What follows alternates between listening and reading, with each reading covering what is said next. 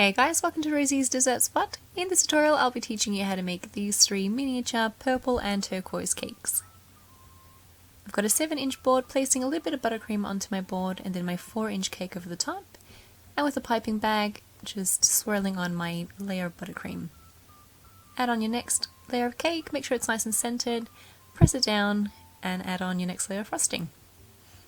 So this is a 4-inch cake and I split it into 3 different layers. Then using your spatula, create a crumb coat, so that's just frosting all over the outside of the cake, just making sure that none of those crumbs make it to our final layer of frosting. And clear up the top and the sides as well, and pop that into the freezer to set. Now you'll do this for all 3 cakes. The first cake I'll show you how to make is this one here with the purple rosette on top. I've used a Regal Purple gel food colour, added a couple of drops into my buttercream. Make sure that I have a nice healthy serving up top, flatten it out and then push it out to the sides. And add in some extra buttercream on the sides, make sure it's nice and healthy, that layer, because we'll be taking off most of it anyway with our bench scraper. So go around the cake nice and slowly to make it all smooth. And then with your spatula, just bring that extra lip of frosting into the center of the cake. And here, if you like, you can clean up the edge of your cake board with a towel. And to add those white sprinkles onto the side of your cake, just grab a handful from a bowl, preferably from like a Tupperware container that'll catch all the excess, and just press it onto the bottom of the cake. Once it's all covered, secure it on, and to create those more dispersed little sprinkles, just kind of drop them over the side. And once you're satisfied with the amount of pearls or sprinkles that you have in your cake, set it aside and add some extra gel food colour into your buttercream to create a darker shade of purple. Using a 1M tip, create tight swirls on your cake, just one huge swirl to make a rosette.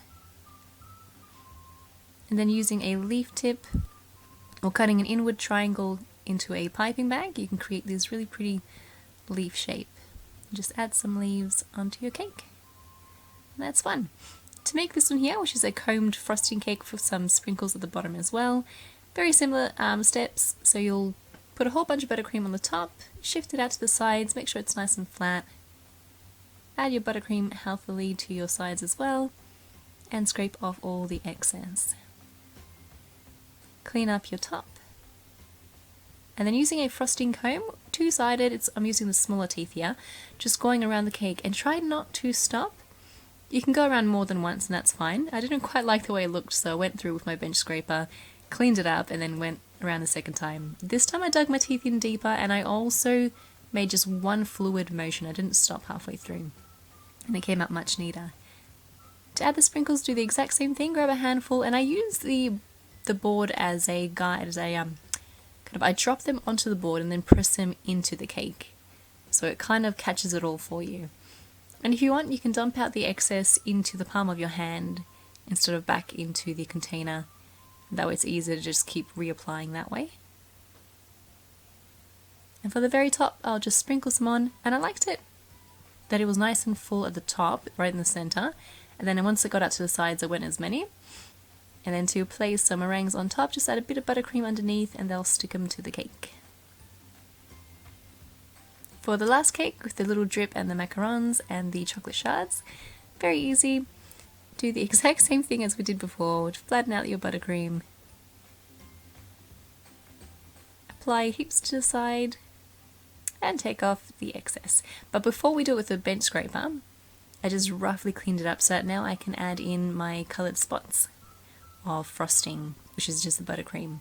Go around with your bench scraper and you'll notice the more you go around, the more colour you'll end up taking off. So you might need to reapply some and just play with it until you're happy with the look of it. And clean up the top. Now to make our ganache, I've got some white chocolate buttons and some heavy whipping cream. Mix it together and then zap that in the microwave for about 35 seconds and then just mix to combine. Once it's all nice and melted, you could add in your gel food colour. Powdered food colour goes best with this. I added in half a drop, so I took out some of that colour. And if you're a bit worried about your chocolate seizing, then you could add in a little bit of vegetable oil as well. Pour that over the top, and I preserved some in a piping bag just to make some drips. Push it out to the sides of your spatula,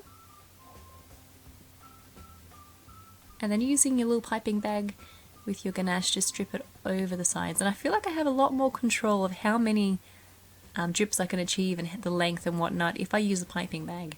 So that's why I prefer this method. Now to make the chocolate shards, I've got a large circle cutter and I'm cutting out some circles of non-stick baking paper. I've got regular white chocolate, not mixed with anything, just melted down white chocolate, and I'm adding in some vegetable oil because I'll be adding in the gel food colour, which does tend to seize your chocolate, which is why I added some in of that vegetable oil. Only add in enough so that your chocolate remains fluid, just like so. And then drizzle that over the top, just going back and forth and then changing directions. Go over all of your shards. And before the chocolate has a chance to dry, remove those pieces of circle paper outside of that excess chocolate. And that way when it dries in a nice circle shape. That should come off really easily. Putting my little happy birthday cake topper in just before I put in the shards, and that way you have a guide of where it is you'd like to put them. Then I've got some mini macarons I'm just decorating here as well. And I had the recipe for the macarons and also the meringues and the drip and everything else in the description box below. And you're done. That's how you make 3 very simple buttercream cakes decorated with the purple and turquoise sort of theme in mind. These gorgeous dainty little cake toppers here are a little something that I like to sell in the future. If I'm already making them, then I'll have a link to these in the description box below, or you can just click on them and I'll take you straight to the link. Thanks guys for watching, I hope you enjoyed this tutorial and I'll catch you next time.